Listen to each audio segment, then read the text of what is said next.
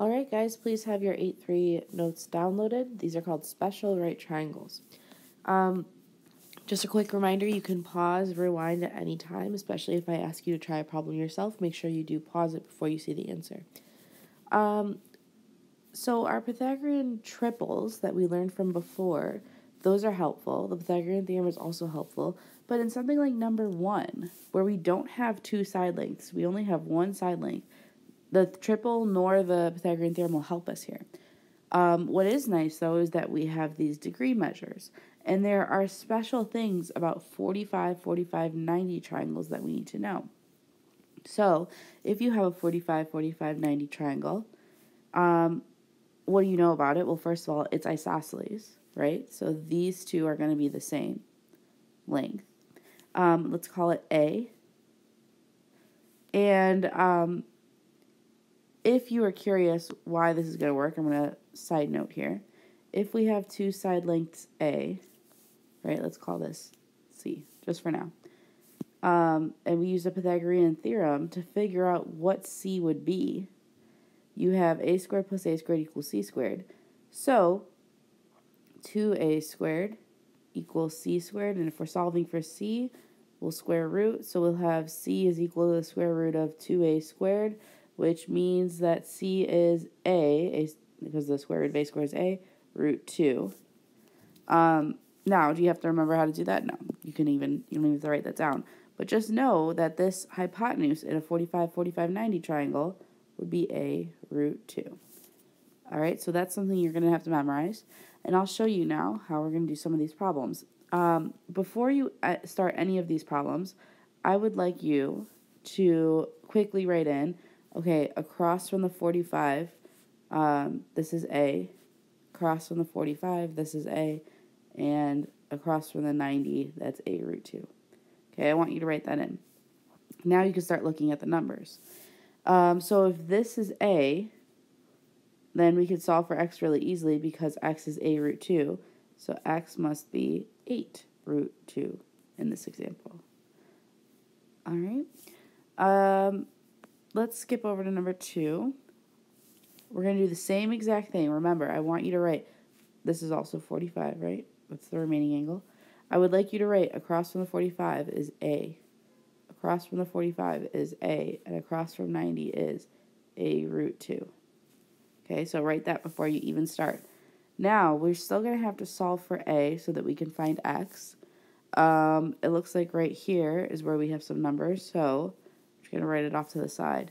If we have that a root 2 is equal to 3 root 2, solve for A, I'm going to divide by root 2, divide by root 2, so then I have A is equal to 3. So I can use that then to fill in these lengths, and that's going to help me find x because x is A, so therefore x must be 3. All right, let's go to number 4. Same thing. Now, these don't have any measurements. Do we know it's a 45, 45, 90 triangle? We do. The reason is because these are congruent, that means it's isosceles, meaning these have to be the same. And if we already know that this is 90, what's remaining in a triangle? This must be 45, this must be 45. So we do know this is a 45, 45, 90 triangle. So again, we're going to fill in. Across from the 90 is a root 2. Across from the 45 is A. And across from the 45 is A. Okay, I'll just get rid of that. So we have to solve for A. I'm just going to write it over here. We have some numbers there. So a root 2 is equal to 18. Let's divide by root 2. Divide by root 2. A is equal to, and remember I need to rationalize that denominator. So I'm going to multiply both sides by root 2. So I have 18 root 2 over 2. Oops. And that simplifies to 9 root 2. So I found that A is actually equal to 9 root 2. And that will now help me find x because x is equal to A. So x is equal to 9 root 2. All right. One example I'd like you to draw in looks like this. Just to show you one more.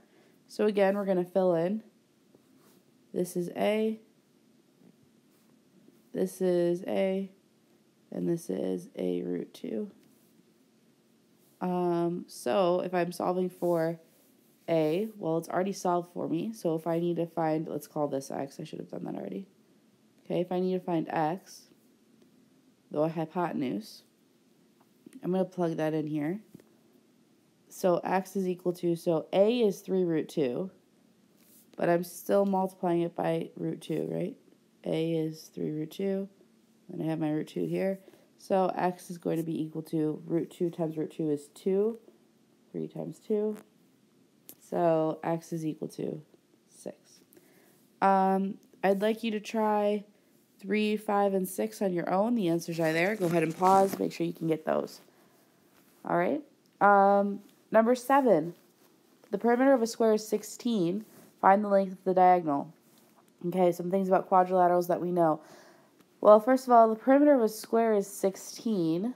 So that means each of these are 4 because the square has same side lengths. We also know, okay, we have to find the length of the diagonal. We also know that this right here is a right angle in a square. We also know square is a rhombus, so the angles are bisected.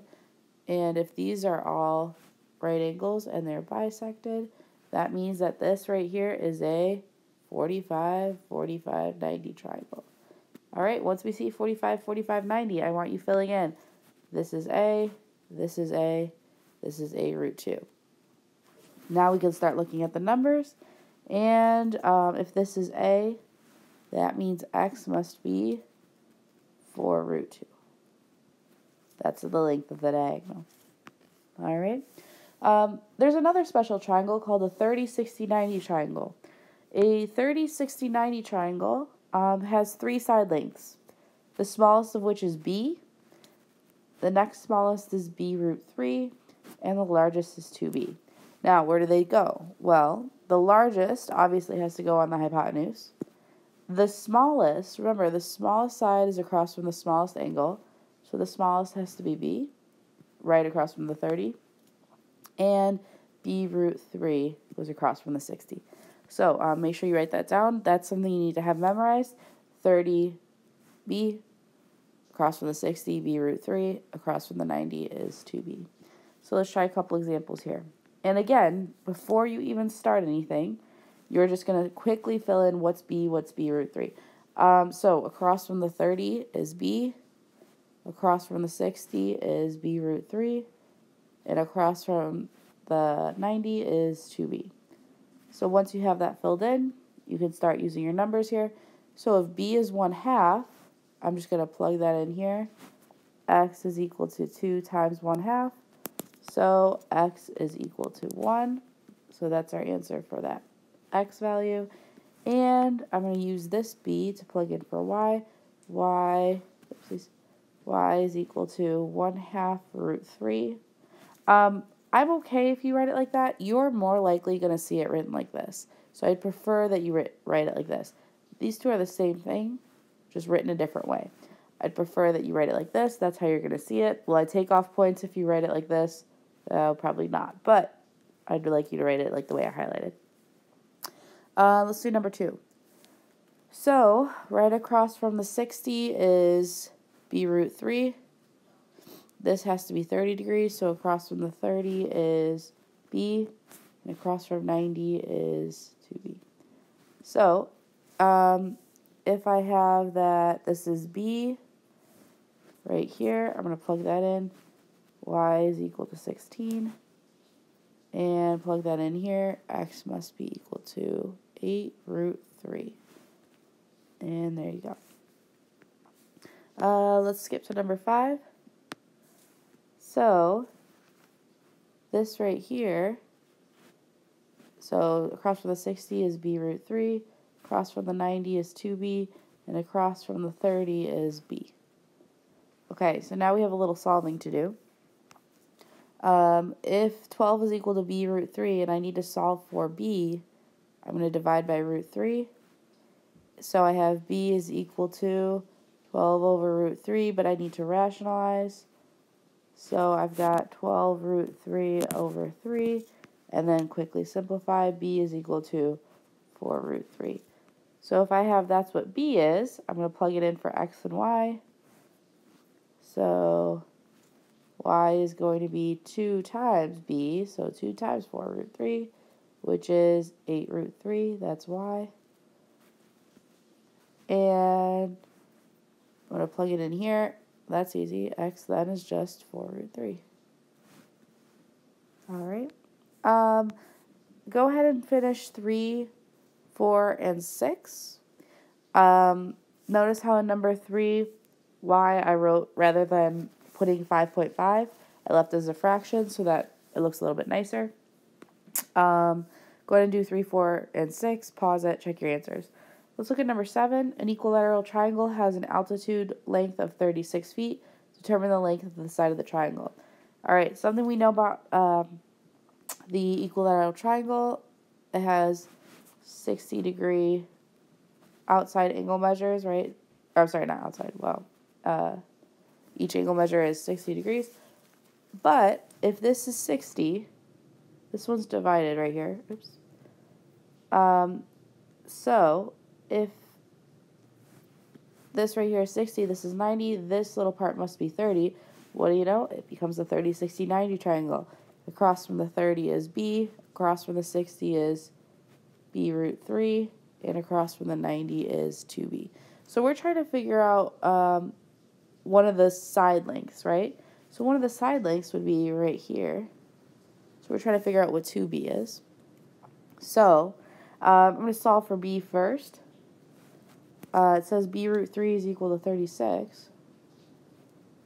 So I'm going to divide by root 3, divide by root 3, and b is equal to, got to rationalize, so 36 root 3 over 3, which is equal to 12 root 3. So if that's what b is, then the side length is 2b. So my side length is 2 times 12 root 3, which is 24 root 3. There you go. I'd like you to pause, try number 8, and your answers are there. Try number 9 and try number 10, and try your best, and then I'm going to go through it. Go ahead and pause. All right, so I'm going to go through this a little bit. First of all, the first thing we need to do, before you even start, this is 6. All right, pause again. Pause again and do 4 root 6. All right, and number 10. So if these are, this is some kind of trapezoid, so this right here is also 20. So we have that this whole side length is 35. All right. Oh, you know what? You needed this information. Those are parallel to make that assumption, but go ahead for it. We're going to fill in because we need to find these legs here. This is 30, and again, because these are congruent, we have a 45, 45, 90 triangle. So let's fill in our A's and B's. Across from the 30 would be B. Across from the 60 is B root 3, but we don't need to know that. And across from the 90 is 2B. And over here, across from the 45 is B, and across from the 90 is 2B. So if we have that this is B, that means that this must be 2B, this must be 10. And if we have that, oh, wow, I really messed that one up. This one's A, because it's 45, 45, 90, and this is an A root 2. Good thing I caught that. So that means that this right here needs to be 10 root 2.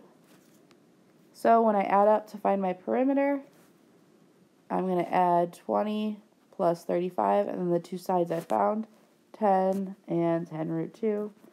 So my perimeter ends up being 65 plus 10 root 2. All right, good luck. Work on your homework, and have a good weekend.